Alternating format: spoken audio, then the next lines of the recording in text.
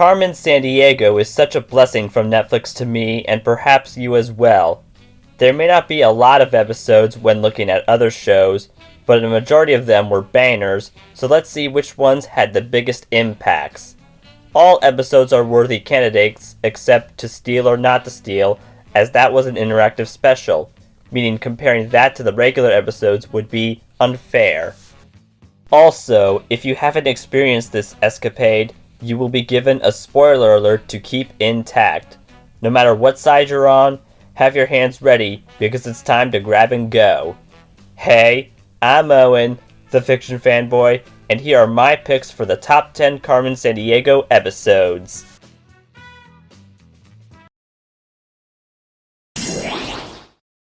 The Boston Tea Party Caper. Kicking off my list is upon Team Carmen arriving at the Carmen brand outerwear warehouse for their new headquarters. Zach and Ivy tell the tale of how they met their leader. The Boston duo were asked to rob a donut shop so they can get money as a ticket out of their current home after losing a race and breaking their car in the process. Carmen ended up at the store as well, though she knew what was really at stake: Vile printing fake moolah. Like many other first encounters, nobody really gets along at day one, seeing how much Carmen wanted the racers out of her way, yet realized how useful they can be. What else can I say? I like me some good origin stories, and only hearing about the meetup at a donut heist wasn't enough. Seeing it, however, was satisfying, and Boston would be just as proud as I am. The Chasing Paper Caper. Wanting to steal the 17-page long Magna Carta, Professor Maelstrom, with some skeptical support from the other faculty members, has sent Paperstar to retrieve it. Although Carmen was no match for her at the first fight, hence how Red couldn't prevent the Royal Charter from being in the wrong hands, she has been a danger for anyone throughout her time at the Academy, even to her colleagues, seeing what she did to Leshev. Let's also mention how this is the first time Carmen has met Julia, moderately starting a friendship. The action between Carmen and Paperstar is even better than in their first duel, as the attention to two weaknesses Paper has, water and wind, along with the hand-to-hand combat, was certainly gripping. In the end, both opponents had gained one thing their way, and this episode, along with all the others, got me intrigued in what would be coming next. The Stockholm Syndrome Caper. Setting aside the fact that only 4 members of Vile faculty made it a challenge for them to make decisions, Acme Chief Fraser has given Jules an opportunity to ask Carmen if she will join forces with them. Just when it seemed things would go smoothly, the trustworthiness was questioned, leading to Carmen running away, but not before being exposed to tranquilizer gas, causing her to crash land in the snow, and Ivy needing to be decoy a little while longer. For an episode that doesn't have much Carmen in it, the experience was nothing short of sweet, with Ivy being an excellent stand-in, and Zach was brave enough to check up on his sister. Carmen had the struggle of choosing whether she should reach out to Acme or not, but she made the risky choice. Overall, it shows that Carmen isn't the only one who can be the hero, and I'm glad about that. The Lucky Cat Caper. Despite currently robbing against Vile, Carmen kept dreaming of her exam failure, thinking she needs to prove herself somehow. A charity auction goes wrong as Mind Bomb stole a valuable stamp before it could be purchased. Vile sent Tigress to retrieve the stamp, yet Mind Bomb did everything to prevent her and Carmen from getting it. Strangely enough, following the cat fight, as in the cat lady and glass containers, the silent operative chose to put the stamp in Chase's coat.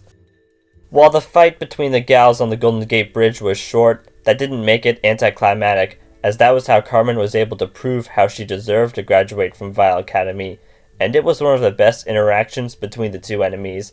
And say what you want about Carmen gloating at the end, I believe she had the right in doing that. The cats may not have been lucky, but some other people were. The Deep Dive Caper. Subsequent to her last encounter with Coach Brunt back at the train in Africa at the end of the previous episode, Carmen went back to where Vile Academy used to be, getting a tiny bit of information. Meanwhile, Devino's wildlife survival hasn't been easy, and worse, he lost his Interpol job for being absent too long, whereas Shadowsun has told Carmen about her father, Dexter Wolf, and his life as a Vile member, and why he stopped his thievery ways. The backstory was so compelling, further showing how not every stealer is bad and/or it's never too late to change paths. This further made me curious if Acme was just as big as an enemy as Vile, and granted, we learned they're nowhere near the wickedness of Vile. They were still responsible of crimes and an obstacle for our protagonists. Chase's facial expression about getting rehired for Acme sums up my feeling about the episode in a nutshell. The Vile History Caper. An artifact with a V on it catches the attention of Vile, and we hear the evil organization consisted of 5 founders who made 3 relics that would lead them to long-lost treasures. Both sides race to prevent the prizes from getting in each other's grasp, yet they get even by figuring out where to search next. Carmen also sees Julia for assistance, which was beneficial since they didn't interact after so long, and that's a highlight of this episode. Furthermore, the icy exploit was full of thrills such as the fight between Shadowsun and Brunt, the latter forgetting her own always protect the face rule, and for a moment, I thought Maelstrom would truly ditch Brunt in the cave, showing how he's more sinister than he already is. No matter who got the win or the loss, the pursuit was still on. More on that will come in a bit, trust me. The Jolly Good Show Caper. Roundabout was about to prove his earning of his position as a new faculty member by having Carmen involved in a heist so juicy no one could dismiss. What's the prize to strive for? Why, it's none other than the crown jewels of England. Team Carmen had to get the sparkling headpiece within 2 minutes, yet it seemed Roundabout and the Troll had the upper hand in this monumental test.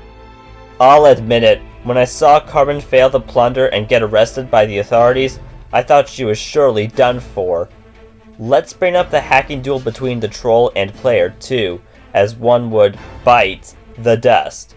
The sword combat between Roundabout and Shadowsun was also intense, and with relief, we learned that everything was planned ahead for those we're rooting for. Man, that was an array of close calls, and I wonder if that can happen again in other cartoons if it hasn't already. The Egyptian Decryption Caper. Resuming the adventure and getting the Vile heirlooms, Carmen grabbed the last piece of the puzzle. Despite that, the upset female Foul faculty members discovered how they lost, and with help from Tigress and the cleaners, Cleo kidnaps Julia so she and Tigress can find the treasure vault in Egypt. Realizing his old partner wasn't around for their arranged lunch meeting, Devino and Carmen had to work together to save their friend and not let Vile get the riches. Now we got dynamics developing well, and it's funny hearing Carmen say there's no time for her full backstory, though what's really captivating is the sense of undertaking, and how not only has Devino given Julia the credit that was long overdue, but having the Acme chief understand Carmen a bit more and the willingness of doing a huge favor. What's really criminal is not acknowledging how it concludes as well, definitely giving me some goosebumps. The Day of the Dead Caper. Prior to a trick Shadowsun had played on Spin Kick and Flytrap, the big October celebration, besides Halloween, was in town, which is a big deal since Carmen barely had time with her father. A visit to the art museum has Carmen suspicious of a teenager who has been sketching up the ins and outs of the place so she can steal with caution. Meanwhile, the Vile staff had been partaking in the festivities of the spooky holiday. This was actually one of the more bittersweet stories, including Julia's settlement of resigning from Acme as her heart was misplaced, and seeing Carmen try convincing Sonia not to join Vile was rough, especially when it seemed she's made up her mind, and there was yet another stimulating action sequence. Goes to show there are 2 gals who have been striving in doing their families justice, as this was all the more reason to respect the big occasion instead of ignoring it. The Duke of Vermeer caper. Seeing Zack play Duke was a delight. The Dice Show caper. A legend about honor has never been more welcoming. The Haunted Bayou caper. Nothing scarier than a sharp team-up in a Halloween party. The Big Bad Ivy caper. Boys' night and girls' trip together was golden and chocolatey. The Himalayan Rescue caper. Carmen got to see both of her old pals, albeit in different ways. The Dark Red caper. Whoa dear, it's just so great of an endgame, and I genuinely don't think the crew could have done anything better than concluding with the fear fans were peculiar of, and something admirers of the source material loved about the original character. Evil Carmen has been promoted to vile faculty, and the other teammates had their own things going on, as Chief Fraser tried a coffee meetup for the Crimson Ghost, and Shadowsun solved Carmen's mother, making Acme wonder what's going on. Crackle knew how Carmen turned to the dark side and felt like she should run her own life, so he proposed to Fraser they should bait the super burglar with the diamond from the pilot. Was this a magnificent finale or what? Tigress being disgusted by playing decoy, the tension of Carmen believing Grace sold her out, and dang was she violent. And man, how her memories were restored, the pain, and Vile finally getting arrested. Loose ends were tied up in a nice bow, notably Shadowsun making amends with his brother, Carmen reuniting with her mother, and with Zack and Ivy working for Acme now.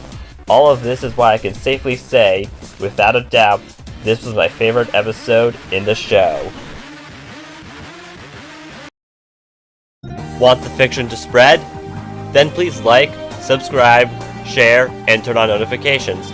Don't forget to also comment below and follow me on Instagram for teasers and thumbnail previews of future YouTube videos. Thanks for watching, look forward to seeing you again, and have a good night-o!